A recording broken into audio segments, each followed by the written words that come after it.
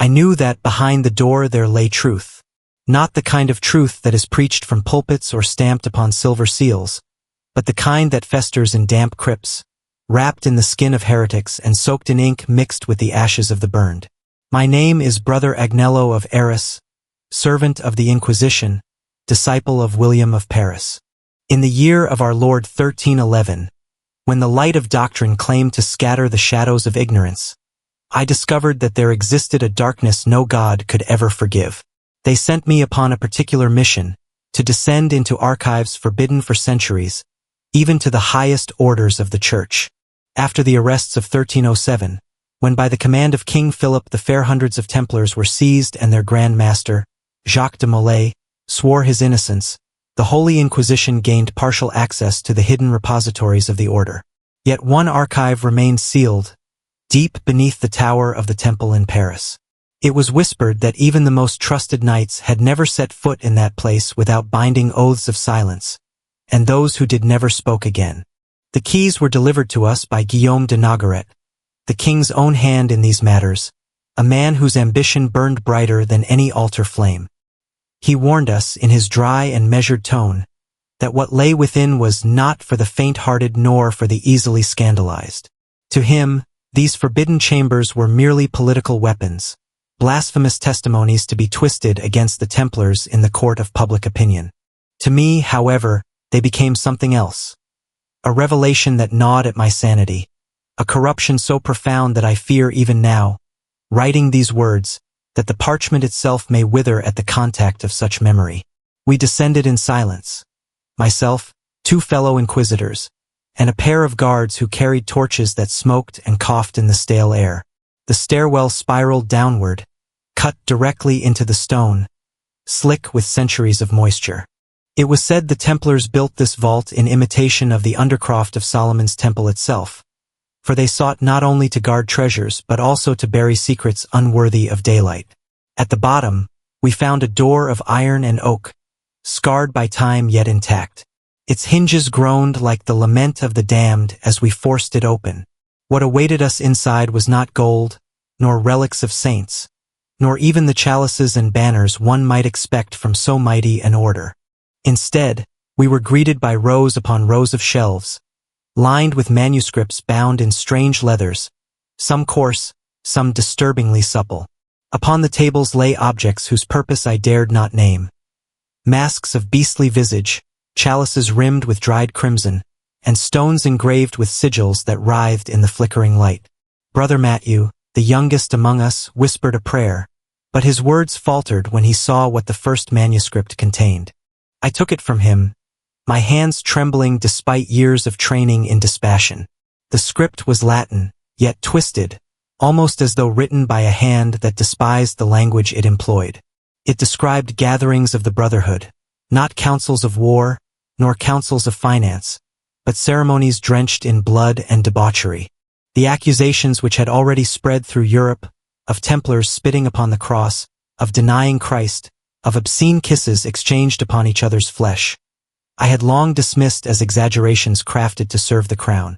Yet here, in their own hand, the descriptions were clearer, more grotesque, and infinitely more terrifying. The text spoke of the Feast of the Goat, a night wherein initiates were led blindfolded into a chamber lit only by the sickly glow of oil lamps, where a statue of a horned idol stood waiting. Before it, knights and squires alike were commanded to shed not only their garments but their very sense of shame. It told of voices chanting in languages not of Christendom, of cauldrons filled with wine mingled with something darker, and of unions enacted not for love nor for the sanctity of procreation, but as an offering to whatever power they invoked. The words dripped with an icy conviction that this was not mere indulgence but ritual, a binding pact between flesh and shadow. Brother Matthew turned pale and stepped back, whispering that it must be fabrication, a trap laid by enemies.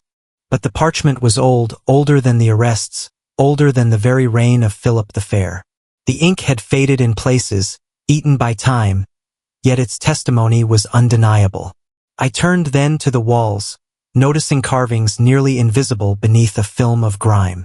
They were symbols, a circle enclosing an inverted cross, a serpent coiled around a chalice, and eyes, endless eyes, staring back no matter where one stood. Some were familiar echoes of pagan cults, yet others were utterly alien, as though carved by a hand that had glimpsed truths beyond human reckoning. We opened more manuscripts. One described a gathering in 1273 in Cyprus, where the Templars had retreated after the loss of the Holy Land. It spoke of a marriage of heaven and hell, in which the knights, stripped of their armor, formed circles of flesh, chanting hymns whose words I dared not repeat. Another recounted a secret meeting in the dungeons of Acre, where prisoners were offered freedom if they partook in rites of lust before the idol of Baphomet. The guards behind us shifted uncomfortably, their faces pale and sweating despite the cold. They were soldiers, not priests, and though accustomed to bloodshed, they seemed ill-prepared for the sight of such unholy relics. One of them swore he heard whispering in the chamber, though none of us had spoken. Brother William, my master, was not present. He had sent me in his stead.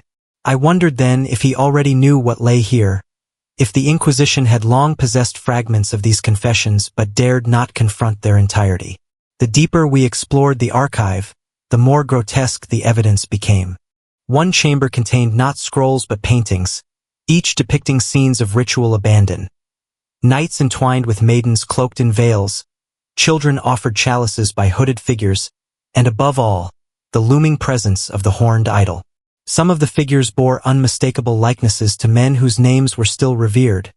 Commanders, preceptors, even de Molay himself, though whether truth or slander, I could not tell.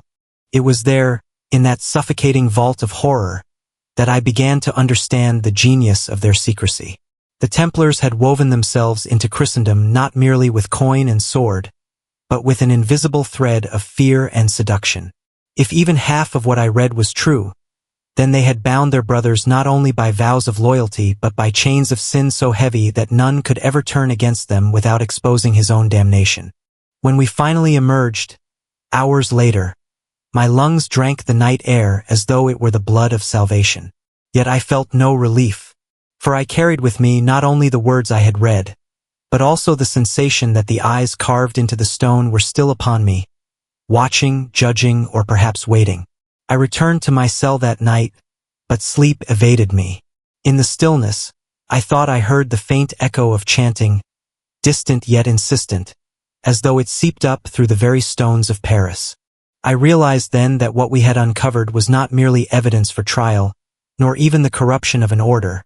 It was a crack in the veil of our world, a glimpse into an abyss that the Templars had willingly embraced. And so, I write these words not as a testimony for the tribunal, nor as a record for scholars. I write them because I fear what comes next. For the deeper we dig into their secrets, the more I suspect that the Inquisition itself is not the hunter but the prey.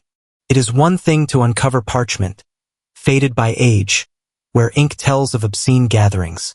It is another to hear the same horrors whispered in living breath by men who once wore the white mantle of the temple. After our descent into the forbidden archive, we inquisitors brought forth the manuscripts as evidence. But a darker task awaited us. The interrogation of those who still clung to life, those who had seen with their own eyes the ceremonies that defiled the very name of Christ. I was summoned by William of Paris himself, the king's confessor and chief inquisitor, to witness a special session. The prisoner was no common knight, but a preceptor of Aquitaine named Raymond de la Fere. His frame was broken by months of chains, yet his eyes remained strangely alive, glinting with something between mockery and despair. Torture had loosened his tongue, but what dripped from his mouth was no mere plea for mercy. It was revelation. William motioned for me to record, and so I sat with quill in hand as Raymond began.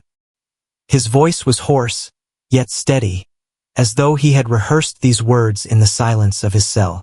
"You believe you have conquered us," he said, "because you have taken our lands, bound our brothers, and spat upon our name. But you do not understand the roots of the tree you seek to cut. The order is not merely knights and fortresses. It is a covenant, sealed not with ink and seal, but with flesh, with blood, and with pleasures too deep for your narrow souls to comprehend." I asked him then what covenant he meant, though my hand trembled. He laughed, though it turned quickly to a cough. "You saw the writings, did you not? the feast of the goat, the marriage of heaven and hell. Those were not metaphors. They were the living heart of our brotherhood.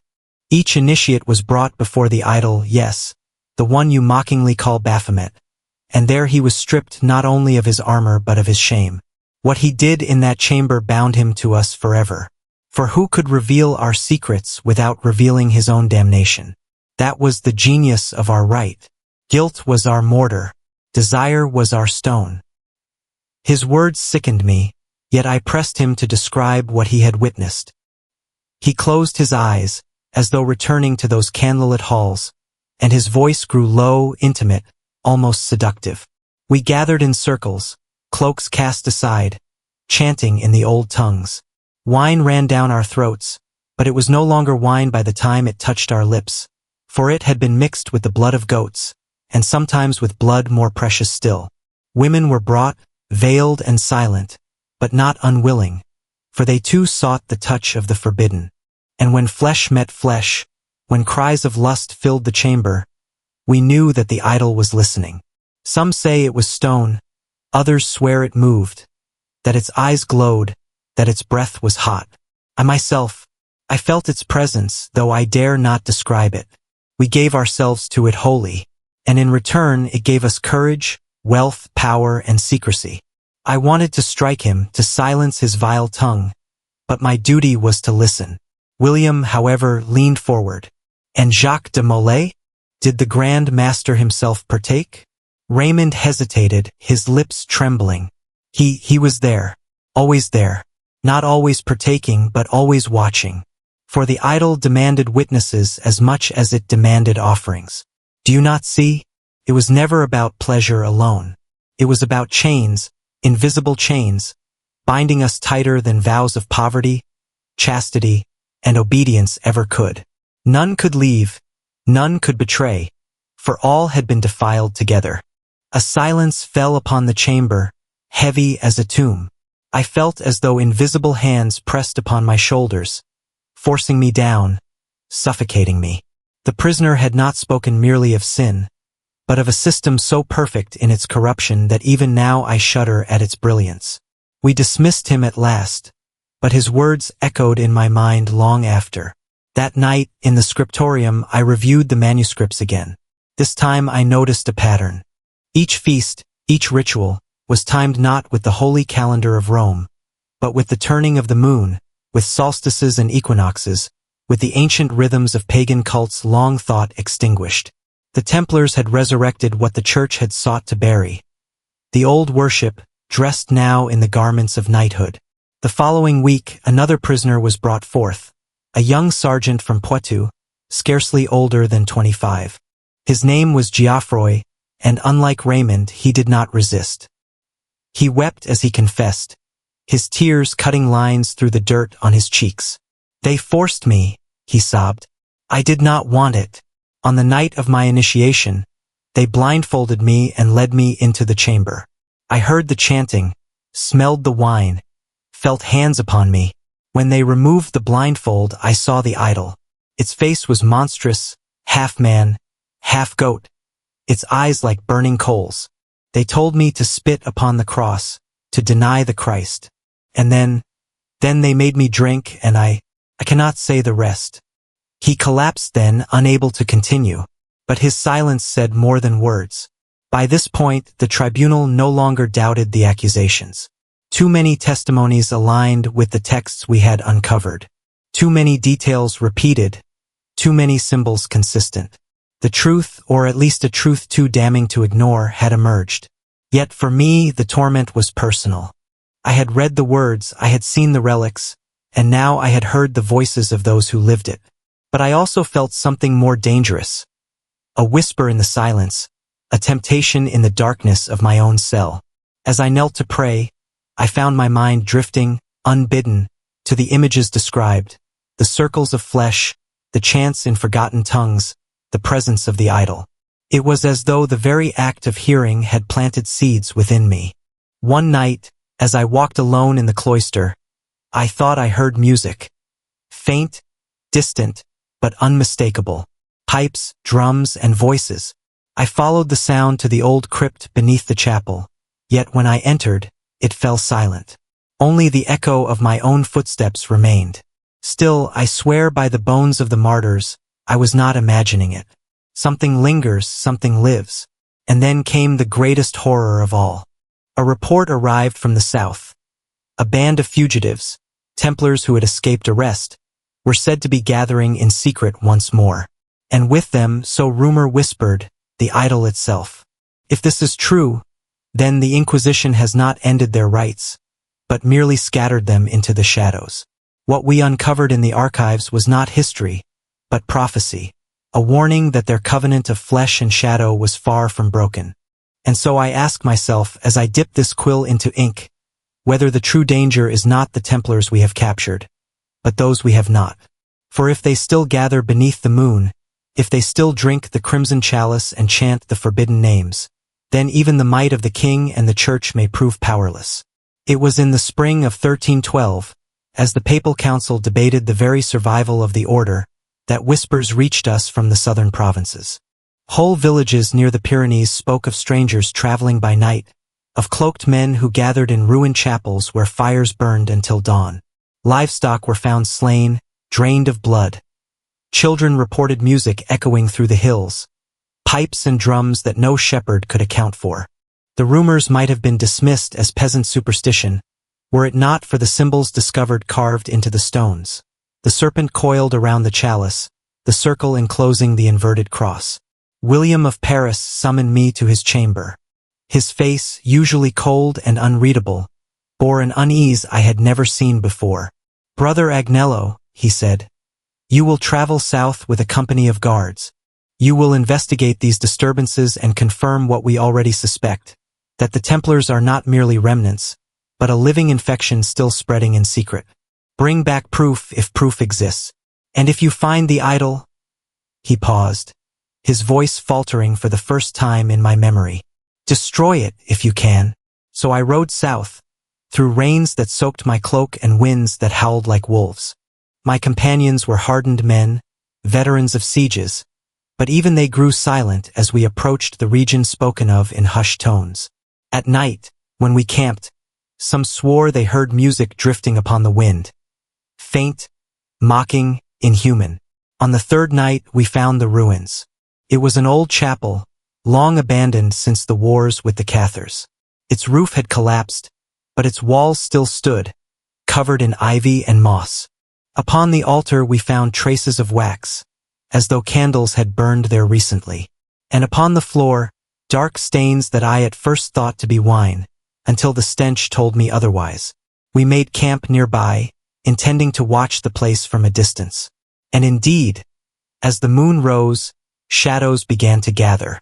At first they came singly, then in pairs until a dozen cloaked figures stood within the ruin. They lit torches, and soon the night was filled with their glow. The sound of chanting reached us, low, guttural, rising and falling in cadences I had never heard, yet which stirred something primal within me. I ordered my men to remain hidden, but I myself crept closer, until I could see clearly. The figures cast aside their cloaks, and beneath them were garments unmistakable, the white mantles of the temple, though stained, frayed, and dirted with travel. Some bore the red cross, others had cut it away, yet the memory of their brotherhood clung to them. At the center of the ruined chapel they placed an object upon the altar. My blood froze when I saw it. It was the idol, the same horned figure described in the manuscripts and confessions. Its face was crude, yet its eyes gleamed with an uncanny light, as though the stone itself were alive. The knights circled it, chanting. Then the rite began. Wine was poured, mixed with blood drawn freshly from the neck of a goat. Each man drank in turn, their lips stained crimson. Then came women, veiled and silent, as had been described to us before. They moved like shadows, their faces hidden, their hands caressing the knights with a familiarity that spoke of long practice. Soon the ruin was filled with cries of passion and frenzy, the air thick with the stench of sweat and blood. I turned away, my stomach twisting, but the sound pursued me. It was not merely lust. It was worship. Every motion, every cry, every union was directed toward the idol, as though their bodies themselves were the sacrifice. Suddenly, the chanting shifted. It grew louder, more insistent. I risked a glance and saw one of the women brought before the idol. Her veil was lifted, and she was young, no more than 15 summers. The knights held her fast as one raised a dagger. I could endure no more. I gave the signal, and our men charged. Torches flew, swords clashed, and the ruin erupted into chaos. Some of the Templars fought like demons, heedless of death, their eyes wide with frenzy. Others fled into the night, disappearing among the trees. We killed 3, captured 2, but most escaped. The women scattered, vanishing like smoke. But the idol remained. When the battle ended, I approached it. My torchlight flickered upon its face, and I swear upon my soul, its eyes still glowed. One of the guards raised his axe to shatter it, but the blow struck the stone and rebounded, nearly breaking his arm. Another tried with a hammer, but the idol did not crack. It seemed to mock us, to endure as if it were not stone at all. In the end, we bound it in chains and carried it with us, though its weight seemed far heavier than its size should allow. We returned north with our captives and our prize. William of Paris received us in secret, away from the king's court, for even he feared what would be said if word spread. When he beheld the idol, his face turned ashen. He ordered it sealed at once within the deepest dungeon of the temple tower, guarded night and day. The prisoners, under interrogation, confessed easily. One claimed they had been searching for a way to revive the order, to summon forth powers that would restore their might. Another said they were merely keeping faith with their vows, that the rites were their true covenant, far older than the vows of knighthood. Both spoke of Jacques de Molay as still their master, though imprisoned, guiding them in spirit. But what struck me most was what they said of the idol. "It is not stone," one whispered. "It is alive. It watches. It remembers." At night I began to dream of it. I saw its eyes in the darkness of my cell, glowing like embers. I heard chanting, distant but growing nearer. And once, though I dare not believe it was more than nightmare, I awoke to find my hands stained with blood, though I bore no wound. I fear now that the idol is more than a relic. It is a seed, planted in the soil of human weakness, watered by lust and fear. And the Templars are not its masters, they are its servants. The Council in Vienne dissolved the order, stripping its name from the earth. Yet I know in my heart that nothing has ended. The Templars still gather, the idol still waits, and what we witnessed in the ruins was but a shadow of what lies ahead. For evil, once invited, never leaves willingly. The idol was locked away, but it never left me. Each night I heard its whisper, a voice neither loud nor soft, yet irresistible, calling me by name. I prayed, I fasted, I scourged my flesh until blood ran down my back, but the voice remained. It spoke of hidden feasts yet to come, of brothers gathering under the moon, of vows sealed not by Christ, but by the old covenant of flesh and shadow. One night William of Paris summoned me. His face was pale, his eyes ringed with sleeplessness. He confessed what I already feared. The idol could not be destroyed. Every attempt, fire, hammer, holy water, even relics of the saints, had failed. The stone endured, as if it belonged not to this world.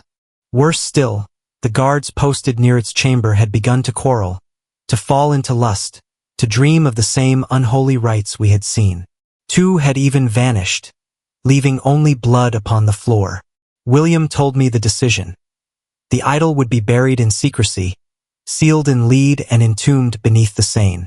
None must ever know, for to speak of it was to spread its poison. But before the burial, he wished me to see it one final time. "You have descended furthest into these shadows," he said. "You must bear witness." So we descended once more into the dungeon. The idol stood chained, yet as I beheld it, the chains seemed laughable. Its eyes glowed faintly, and in that glow I saw visions. Templars gathered in endless circles, chanting in tongues older than Babylon. Kings kneeling, crowns cast aside, nations burning while the idol looked on, patient and eternal. Then I understood. The Templars were not the masters of this covenant. They were pawns, chosen to bear its corruption into the heart of Christendom. Their wealth, their power, their secrecy, all of it had been tools, a mask for something older, something that used them as one might use a torch to set a city aflame. I fell to my knees, torn between horror and a strange, treacherous awe. For though I loathed it, part of me desired it. Such is the nature of evil. It does not only terrify, it tempts. William placed his hand on my shoulder. His voice trembled as he whispered, "We have not defeated them. We have only delayed what they serve." The idol was sealed the next day, lowered into the river with prayers and curses, the water closing over it like a grave. Yet even as it sank, I thought I heard laughter bubbling up through the waves. Now years have passed, and still I hear it in my dreams. The Templars are gone in name, but the rites continue in shadows, whispered among those who seek forbidden power. The covenant lives, the idol waits, and the church itself trembles on the edge of corruption. I write these words not for glory, nor for history, but as warning. Beware the whispers in the dark. Beware the feasts beneath the moon. Beware the promise of power at the cost of the soul. For the Templars did not die, they transformed. And what the Inquisition uncovered was not the end, but the beginning of a secret war that will outlast us all.